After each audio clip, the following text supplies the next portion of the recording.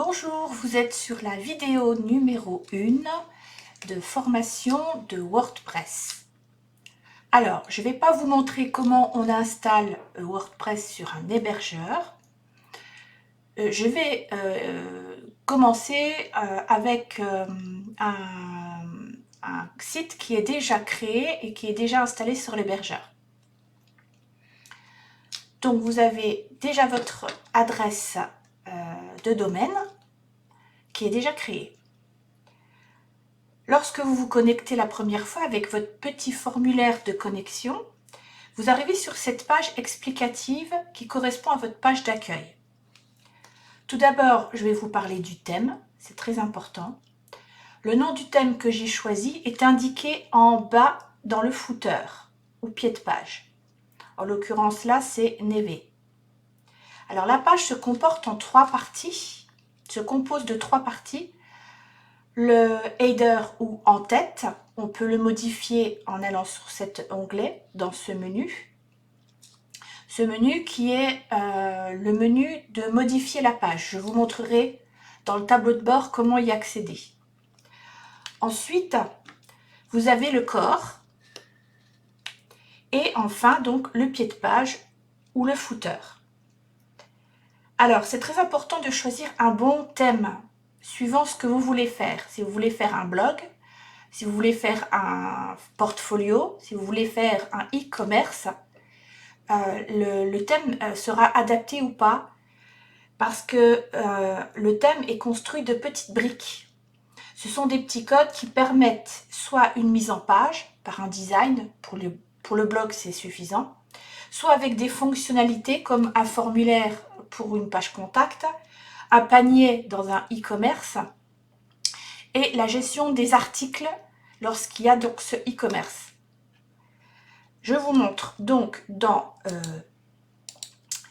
wordpress.org. Alors ce qui est très important, c'est de prendre toujours le .org parce que ce sont des thèmes gratuits. C'est une communauté de développeurs qui vous fabriquent des thèmes gratuitement. Si vous allez sur l'autre, le wordpress.com, là vous allez payer. Alors vous allez avoir, lorsque vous allez aller sur le tableau de bord, je vais vous montrer un peu plus loin, un choix de thème. Seulement, lorsque vous installez WordPress sur l'hébergeur, pour économiser de la place sur la base de données, il ne vous installera pas tous les thèmes, mais les principaux, ceux les plus populaires, ceux qui sont le plus demandés. Moi, ce que je vous propose, c'est d'aller voir tous les thèmes qui existent. Alors, vous avez donc les populaires, les derniers en date, c'est les derniers qui ont été créés par la communauté de développeurs, et vous pouvez rechercher un thème. Vous pouvez aussi filtrer par fonctionnalité. Par exemple, si vous voulez faire du e-commerce, vous aurez tous les thèmes qui sont adéquats au e-commerce. Vous pouvez aussi donc les blogs. Vous pouvez par exemple aussi choisir avec une modification complète du site. C'est-à-dire que là, vous pourrez tout changer dans le site. La calligraphie, les couleurs de fonte, les couleurs des backgrounds, c'est-à-dire les couleurs de fond. Vous pourrez tout changer. Moi, ce que je vais faire, c'est que je vais rechercher celui que j'ai installé, par exemple Nere. Populaire. Alors, normalement, il devrait me le trouver, mais il ne me le trouve pas. Le voilà. C'est Neve, c'est pas Nere. Je me suis trompée. Voilà, Neve. Il est là. Donc c'est celui-là que j'ai chargé parce qu'il permet vraiment une modification. Alors, je suis allée aussi sur le site parce que là c'est en français. Lorsque vous téléchargez WordPress, le tableau de bord, vous pouvez le configurer en français, mais les explications de thèmes sont en anglais. Alors, pour avoir les explications en français, j'utilise Google et je vais directement sur wordpress.org. Donc là, il vous explique que Neve est un thème polyvalent super rapide, il est facilement personnalisable, il est parfait pour les blogs, les petites entreprises. Le e-commerce, il est vraiment polyvalent. Vous pouvez utiliser beaucoup d'étiquettes. Et ça, c'est les téléchargements, c'est pour tous les personnes qui ont téléchargé ce thème depuis le mois de février 2021 à ce mois de novembre. Vous voyez que c'est un thème qui est à jour régulièrement. La dernière mise à jour a été le 27 octobre 2021. Donc ça veut dire que quand il y a des petits bugs, il est régulièrement mis à jour et les bugs sont visités et solutionnés. La version de PHP, c'est 7 ou supérieur. Ça aussi, c'est important de regarder. Par rapport à votre hébergeur. Si votre hébergeur il fonctionne avec du 6 point quelque chose ou du 5 point quelque chose, ce thème ne fonctionnera pas. En l'occurrence, là, l'hébergement s'effectue sur Yonos et Yonos est à jour puisqu'il est à 7.4.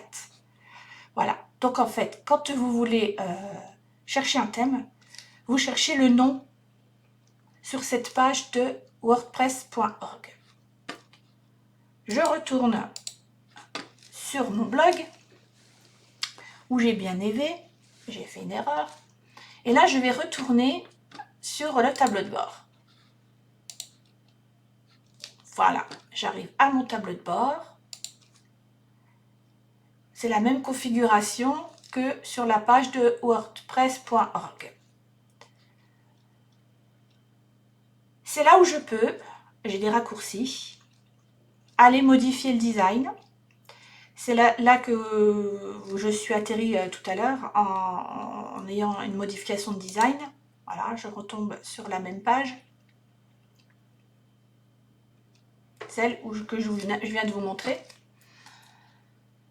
Et sur cette page, vous pouvez faire une mise en page des conteneurs en choisissant la largeur du conteneur. Voilà, si vous voulez qu'ils prennent toute la page. Voilà. Vous pouvez choisir la disposition de vos articles. Donc là, comme c'est un blog, vous pouvez avoir les articles qui vont être les uns en dessous des autres, soit comme une couverture avec des carrés de couleurs, c'est-à-dire un fond que vous choisirez, et ils seront alignés 2 par 2. Il y a la grille aussi qui est intéressante, où là vous aurez vos articles qui seront par 3. Donc moi je vais choisir celui-là. Donc la couleur de texte, vous pouvez changer. Je peux mettre par exemple en bleu. Voilà. Pour que ça ressorte dans le fond noir. Je peux mettre en violet. C'est pas mal. Voilà. Voilà, il y a plusieurs possibilités de changement. Article. Alors l'article, là, il est normal, c'est-à-dire que vous avez toujours l'image de présentation de l'article en haut et ensuite le texte, le titre et le texte en bas. Vous pouvez aussi le faire de cette manière-là. Ou vous pouvez rajouter en dessous de l'image un titre. C'est-à-dire que vous aurez une petite bannière là qui vous permettra de mettre un titre. Et vous pouvez faire le réglage de la page d'accueil.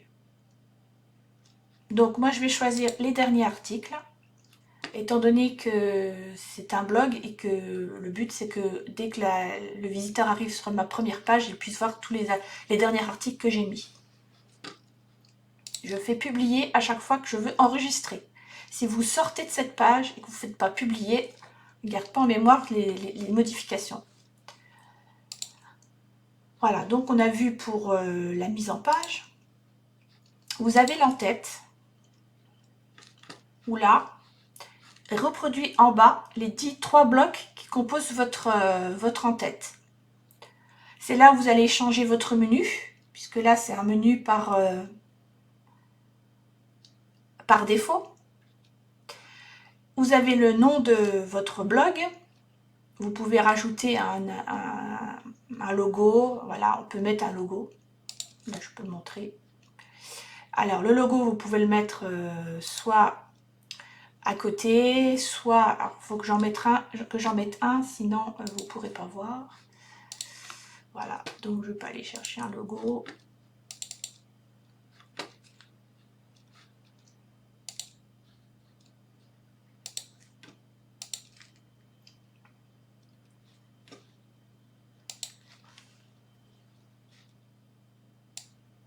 Vous pouvez recadrer les images à chaque fois. Voilà, mon logo est mis en place. Et je peux décider si je le mets à droite, à gauche. Ouais, c'est pas mal comme ça. Je pourrais aussi le mettre en dessous, le nom. Mais là, du coup, comme ça me plaît bien. Je peux changer le slogan.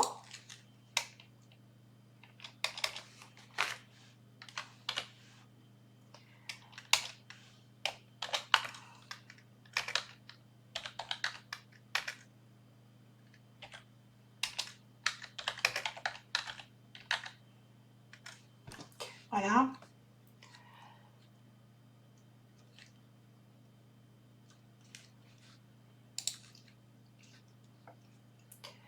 Le bas de l'entête, où là, vous pouvez, pareil, changer le style.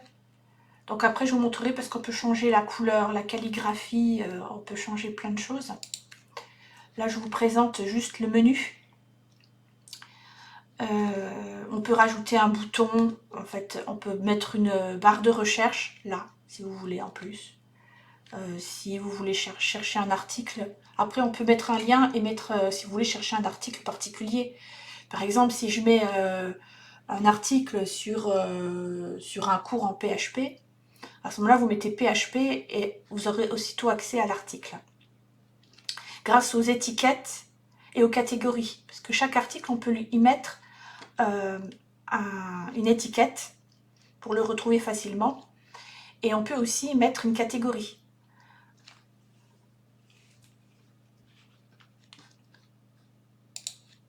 Bon, je fais bien publier. Et je retourne dans mon tableau de bord. Donc là, je vais vous montrer un peu comment fonctionne le tableau de bord. Vous avez le premier item qui s'appelle article. Là, vous pouvez aller voir tous les articles que vous avez déjà créés. Donc celui-là, c'est l'article de bienvenue qui est créé par WordPress. Lorsque vous allez créer des articles, vous aurez tous les articles qui seront là, qui apparaîtront à chaque fois. Pour chaque article, vous pouvez le modifier. Là, par exemple, je fais ça, hop, j'arrive sur l'article que WordPress a mis, qui s'appelle Hello World.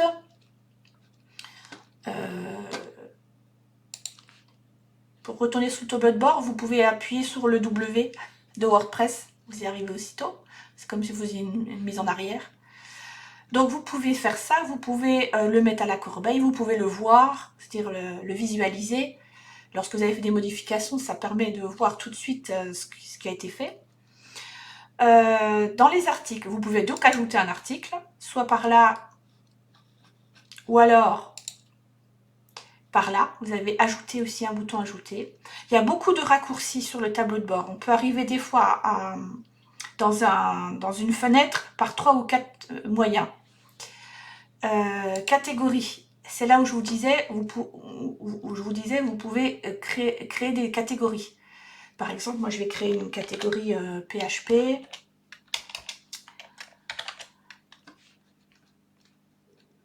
J'ai pas de catégorie.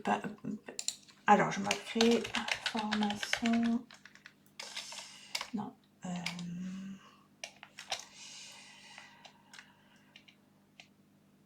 Bon, ça c'est pareil, la description, je peux la mettre plus tard, mais je peux marquer cours sur PHP natif. Cours sur PHP natif. Oui, je peux mettre ça. Donc j'ajoute une nouvelle catégorie, elle apparaîtra là. Ça c'est lorsque vous n'avez pas de catégorie de définie, à ce moment-là il vous met, c'est le terme anglais qui veut dire aucune catégorie.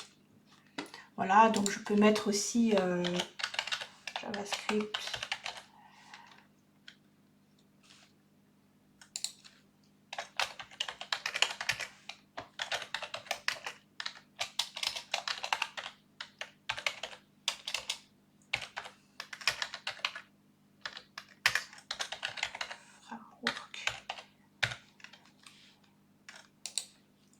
Voilà, j'ai créé une deuxième catégorie. Les étiquettes, alors ça c'est ce qui vous permet, par exemple dans la barre de recherche, de chercher un article en particulier. L'étiquette c'est un peu comme un tag, c'est un moyen de retrouver par des liens un bout d'article particulier sur toute votre page d'accueil. Donc là par exemple, je peux mettre PHP. Je veux que ce soit une étiquette et que tous mes articles qui parlent de PHP, je puisse les retrouver. Ou alors mettre Symfony par exemple. Symfony, c'est un framework.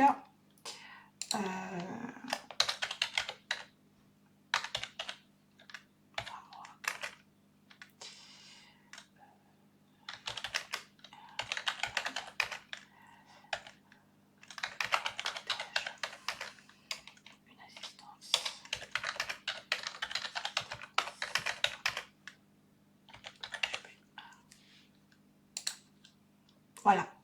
Donc là, c'est pareil, toutes les étiquettes apparaîtront là. Ensuite, après l'article, vous avez les événements, les médias. C'est là où vous allez gérer toutes les images que vous avez dans la bibliothèque, ou la médiathèque. Donc là, ils disent médiathèque, mais il y a aussi bien images que vidéos. C'est-à-dire que si vous mettez des vidéos en MP4, elles apparaîtront là aussi. Ensuite, vous avez les pages. Donc là, c'est toutes les pages que vous allez créer. Alors, les pages, c'est ce qui apparaît dans votre menu. En haut, ce sont les onglets qui permettent d'accéder par le lien à une autre page. Vous pouvez mettre une page, par exemple, pour définir une catégorie bien particulière. Si vous avez cours, si vous avez formation, si vous avez idées, si vous avez... Voilà, après, c'est selon les besoins que vous aurez. Là, les commentaires, l'avantage dans le blog, c'est que vous pouvez permettre à vos visiteurs de mettre des commentaires. L'apparence, et c'est là que vous verrez les thèmes apparaître. Alors, vous avez thème. Je vous disais, c'est là où vos thèmes apparaissent. Vous voyez que c'est pauvre, hein. Il n'y a que 4 thèmes de proposés. Oh ben, il y a le mien. Forcément, c'est celui que j'ai choisi. Donc, il apparaît là. Il est activé. Alors, quand votre thème, vous le changez, si vous choisissez un autre thème, par exemple, je vais choisir celui-là pour vous montrer, vous faites activer. Et c'est en activant que vous changez vraiment votre thème. C'est-à-dire que même si vous le chargez, que vous l'installez là, quand vous ajoutez un thème, tant que vous ne mettez pas activé, ça ne changera pas votre thème. Et là, si on va voir mon site, vous verrez que ça a changé. Le thème a changé. Vous pouvez toujours revenir en arrière et rechanger de thème. C'est comme ça qu'après, on fait des essais pour voir quel thème est le plus approprié à notre... au travail que l'on veut mettre en place. Donc là, je refais activer parce que je préfère Neve. Là, activer parce que je veux Neve. Et je retrouverai mon Neve. Voilà. Alors, pour ajouter donc un thème, vous allez dans Ajouter. Et là, vous retrouvez normalement les thèmes qui sont sur wordpress.org. Mais j'ai fait une remarque, une observation, c'est qu'ils n'y sont pas tous. Il y en a qui sont là, qui ne sont pas sur wordpress.org. Alors, je ne sais pas s'il y a une mise à jour régulière des thèmes. Et là, pareil, vous pouvez choisir un filtre Donc si vous voulez faire un blog, un e-commerce, si vous voulez un logo personnalisé, donc là vous cochez tout ce que vous voulez comme fonctionnalité. La mise en page, là c'est un peu plus compliqué de voir si vous voulez un style en gris, en colonne, en 2 colonnes. C'est ce que je vous ai montré dans la présentation des articles.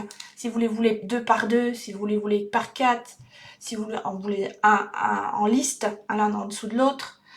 Mais il faut déjà bien maîtriser les articles et la disposition déjà pour pouvoir choisir là. Donc après, il faut faire des essais. Vous pouvez changer de thème autant de fois que vous voulez. Il n'y a pas de... En fait, les articles que vous avez déjà créés resteront puisqu'ils sont enregistrés sur votre base de données. Il faut savoir que WordPress fonctionne uniquement avec une base de données. S'il n'y a pas de base de données, WordPress ne peut pas fonctionner. Et donc, tout est gardé en mémoire. Donc, quand vous changez de thème, normalement, votre menu reste. S'il y avait un menu prévu sur le thème, le menu reste. Les articles écrits restent aussi. Donc, en fait, voilà. Lorsque vous voulez changer de thème, eh bien, vous mettez par exemple e-commerce là.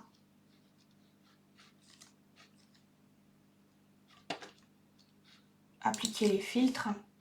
Et puis là, il va vous faire une proposition par rapport au filtre que vous avez mis.